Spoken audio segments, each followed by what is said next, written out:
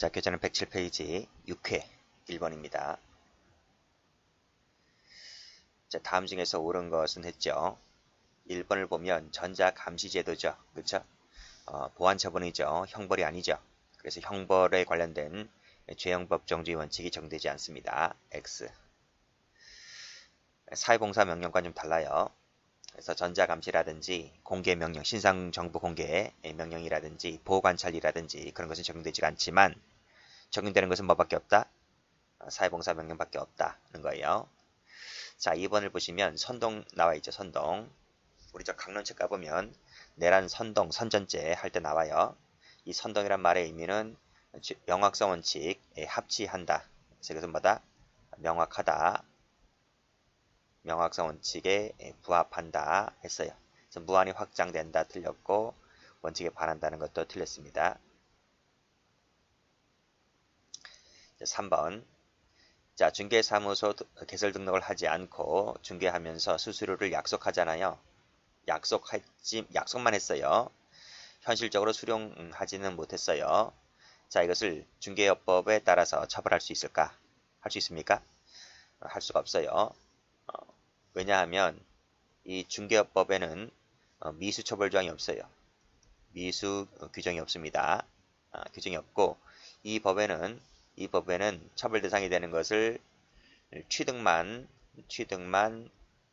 처벌한다고 하고 있단 말이에요. 요구라든지 약속이라든지 이런 것은 처벌 조항이 없고요. 그리고 미수도 없어요. 없기 때문에 따라서 약속 같은 경우는 이론상 미수가 될 수 있을지 몰라도 처벌 규정이 없기 때문에 불가버립니다. 이걸 처벌 대상으로 하게 되면 그야말로 유추 해석이 되는 거예요. 자, 4번을 볼게요. 4번도 많이 나왔잖아요. 그렇죠? 자, 카페 게시 공간에 타인의 글을 삭제할 권한이 있는데도 이를 삭제하지 않았습니다.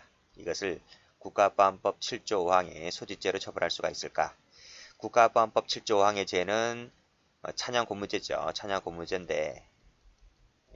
고무죄인데 이 소지라는 말은 그냥 단순 소지가 아닙니다. 단순 책자를 김일성 교시 관련된 단순 책자를 소지했다는 것만 갖고 처벌되는 게 아니라 이 소지는 뭐다? 뭐뭐를 할 목적, 이적 행위 등을 할 목적 있잖아요. 그렇죠? 이런 목적을 가지고 소지했을 때 처벌되는 목적범인 거예요. 목적범. 그래서 두 번째 줄 나와 있는 삭제할 권한이 있는데도 이를 삭제하지 않았다라고 했을 때 이건 어떤 목적이 나와 있지 않잖아요. 그렇죠? 목적이 안 나와 있기 때문에 이것을 국가보안법으로 처벌할 수가 있다 없다? 처벌할 수가 없다는 거예요. 이것을 처벌하게 되면 그야말로 유치해석 금지 원칙에 위반된다 이 뜻입니다. 그래서 정답은 4번이죠. 자, 문제 2번. 1조 2항이 적용되는 것을 골라라.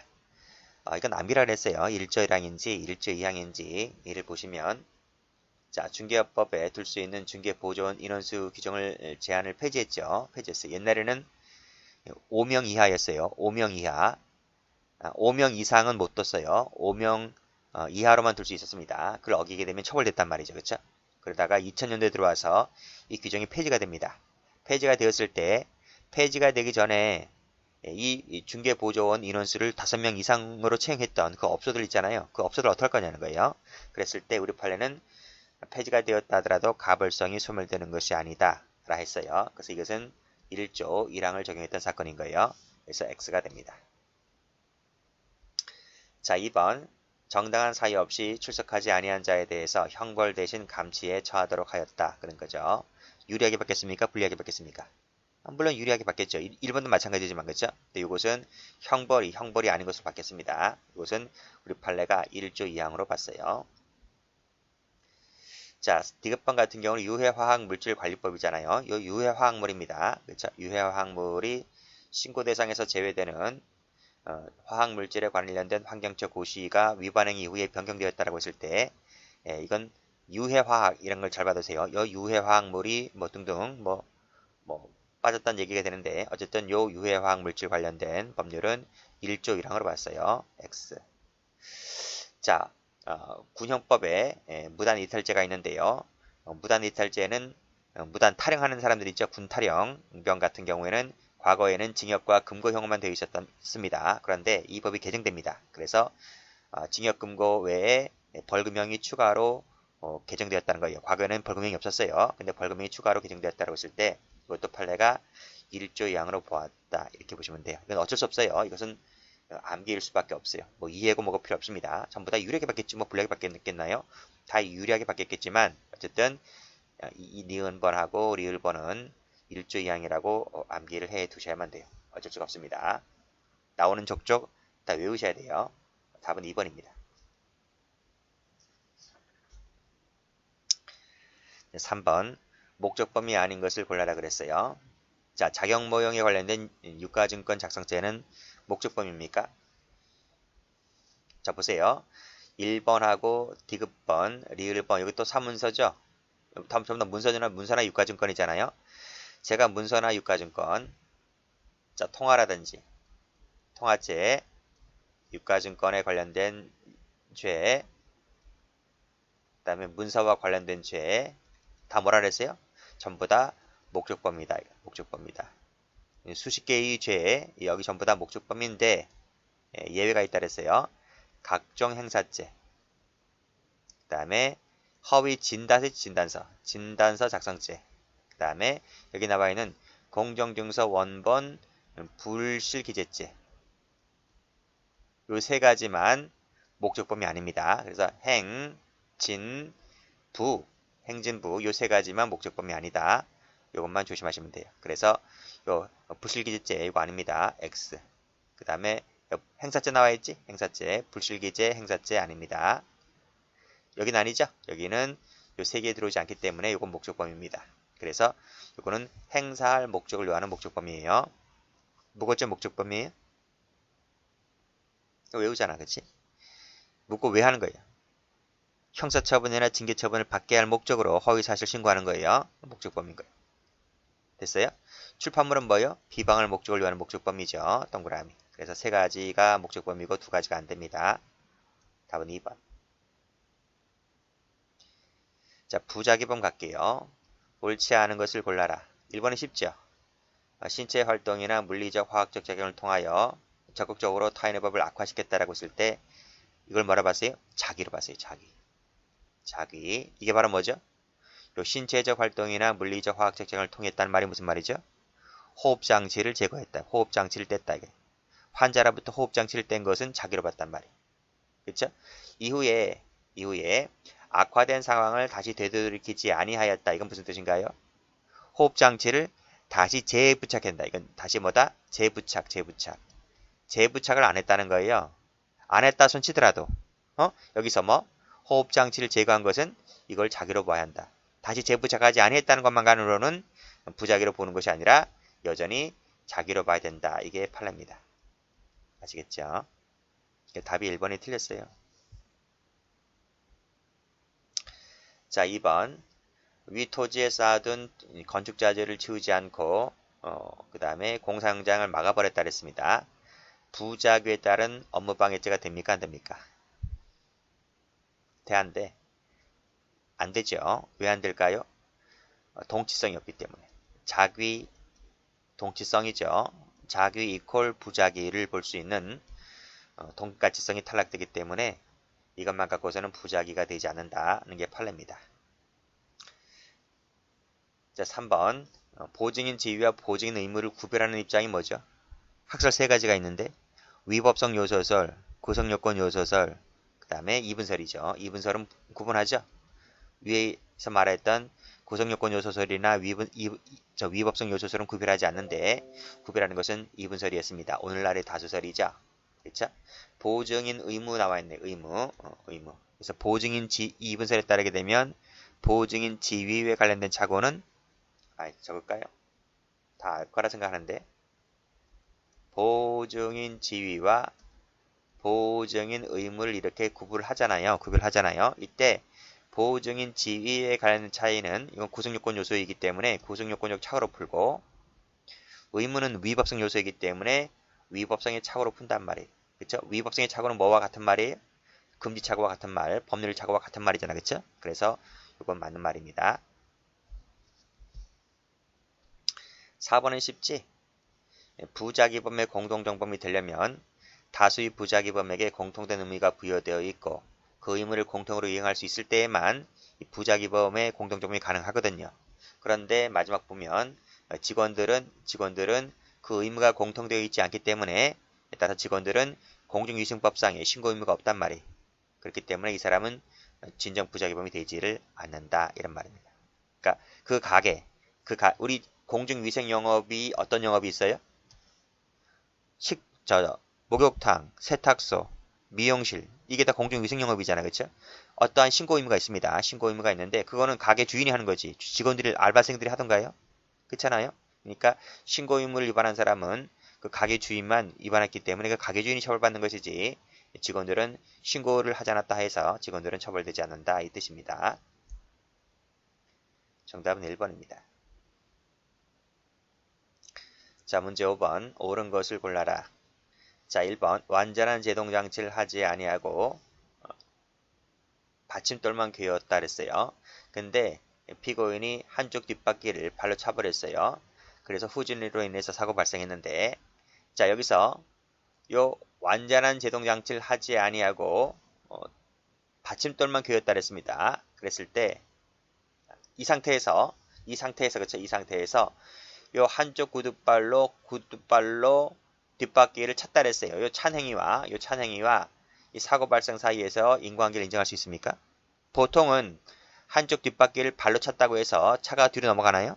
안 넘어가잖아요. 길거리에서 한번 시행을 해보세요. 차가 정지되어 있는데 바퀴를 한번 뻥 찼다고 해서 차가 굴러가냐고. 안 굴러가잖아요. 그럼 이 차가 굴러간 이유는 뭐예요? 이 구두발로 찼다고 보다기보다는 완전한 제동장치를 하지 않고 차를 세웠다는 이게 바로 뭐예요? 이게 바로 결정적이거든요. 사고가 난 결정적 이유는 여기에 있는 거예요. 이쪽에 있는 게 아니다. 그렇기 때문에 한쪽 구두발을 찼다고 해서 사고 났다고 해서 이 한쪽 구두발을 찬 행위는 사고와 발생 사이에 있어서 인과관계를 인정할 수가 없습니다. X가 되죠. 자, 갑은 종선의 선장에게 조업상의 지시만 할 수 있었다. 조업해라 이거예요. 이게 무슨 말입니까? 우리가 바닷가를 나갈 때, 자 보세요. 이게 우리나라잖아요. 그러면 여기 뭐 남해안이든 서해안이든 이 어촌에서 어촌 계장들이 배를 이끌고 조업을 하러 나가잖아요. 그런데 배가 한척 나가면 위험하잖아요. 한척 나가면 위험하단 말이에요. 바닷가의 날씨는 어떻게 변할지 몰라요. 그래서 태풍이 오거나 뭐 비바람이 몰아치거나 뭐 파도가 세게 치거나 하면 이 난파될 수 우리가 있기 때문에 한 척이 가까운 데에서 조업을 하게 되면 뭐 그렇게 할 필요는 없는데 좀 먼 바다에 나가면 이게 한 척 나가는 게 상당히 위험한 짓이란 말입니다. 그렇기 때문에 배가 여러 척이 이렇게 나가요. 여러 척이 수십 척이 나가는 게 좋죠. 이렇게 나간단 말이에요. 이렇게 나가요. 우리 드라마를 보거나 영화를 보거나 하면 선단이란 말을 써요. 그렇죠? 우리가 이제 그 드라마 사극 뭐였지? 해신? 송일국 나왔던 그 해신인가? 그 장보고 나올 때 거기 보면 거기 있는 사람들이 말하는 그 말투를 가만히 들어보면 이 선단이란 말 쓰는 부분이 있단 말입니다. 그러면 여러 척의 배가 나가는 수십 척의 배가 나가는데 그 중에서 요 가운데 있는 배가 이게 이 책임선이에요. 책임선. 그러니까 이제 오야봉이 여기 타고 있는 거지. 그렇죠? 그래서 바다 날씨가 괜찮아요. 조업을 해도 괜찮을 것 같아요. 파도가 약간 치긴 치는데 뭐 뱃사람들이 뭐 그런 거 신경 씁니까? 뱃사람들이 뭐 파도가 1m, 2m 쳤다고 해서 꼼짝합니까? 안 하잖아요. 그렇죠? 날씨가 이 정도면 괜찮다라고 해서 옆에 있던 이 종선, 이 책임선을 따르는 이 종선의 선장들에게 이렇게 조업을 하라고 지시했어요. 이 정도면 조업을 해도 괜찮겠구나 이렇게 지시했습니다. 지시했는데 보니까 풍랑이 불죠. 풍랑이 일어서 그 중에 한 척이 이렇게 매몰되는 거예요. 매몰된다라고 했을 때 이 책임선의 선장이 종선의 선장들에게 조업상에 지시했다는 것만 갖고서는 이 매몰과 이 사이에 있어서 인과관계를 인정해 줄 수 있습니까? 없습니까? 판례가 뭐라 그래요? 여기 선박의 안전관리는 각각의 각각의 선박의 선장이 책임지도록 그렇게 역할 분담이 되어 있었다는 거야. 그러니까 이 책임선의 선장은 조업을 하라 말라는 지시만 할 수 있는 권한밖에 없는 것이지 각각의 배에도 선장이 있잖아요. 그 선장에서 선원들에게 있어서 선박의 선장에 있어서 안전관리라든지 그 선원들의 그 생명신체에 대한 관리는 각각의 선장이 하도록 되어 있었기 때문에 이 책임선의 선장이 조업상이 지시했다고 해서 이 배가 한 척이 가라앉았다고 해서 이것만 갖고서는 이 책임선의 선장에게 책임을 지울 수가 없다 이런 말이. 아시겠죠? 그 책임은 각각의 선장이 지도록 되어 있었기 때문에 이런 말입니다. 결국은 뭐다? 정선의 조업 지시를 했다는 것과 매물과의 사이에서는 인관계 있다 없다? 없다고 봤어요. X.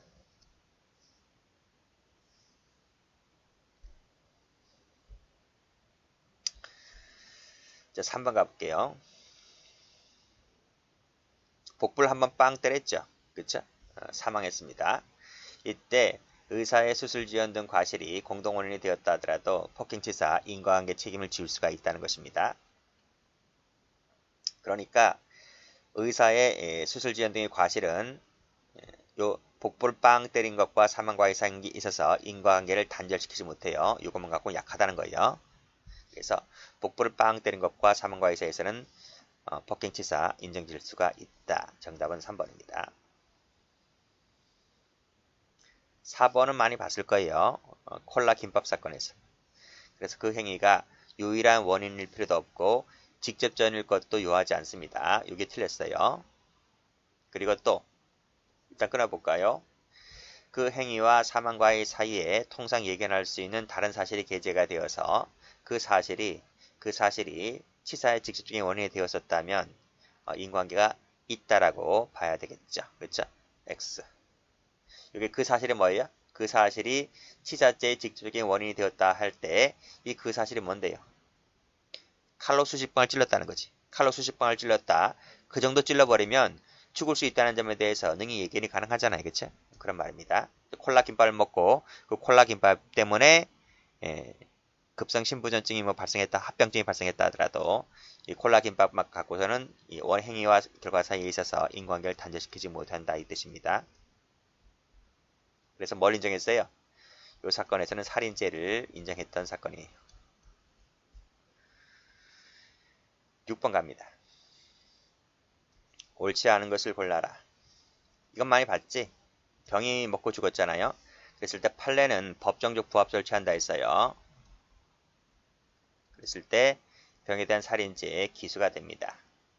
2번 형을 살해하려고 하다가 아버지를 형으로 오인하여 살해하였다고 했을 때 이 죄와 이 죄의 상경이 되는 게 아니라 아버지를 죽인다는 인식이 없잖아요. 즉 전속살해의 인식이 없어요. 그치? 그러니까 15조 1항에 따라서 중한죄가 되는 사실을 인식하지 못했다 이 말이에요. 중한죄가 되는 사실을. 중한죄에 대한 사실을 인식을 못했다 이거지. 그러면 뭐예요? 15조 1항에 따라서 기본보험죄에 해당되는 보통살인죄만 됩니다. 그래서 을에 대한 보통살인죄, 아버지에 대한 보통살인죄가 될 뿐이에요.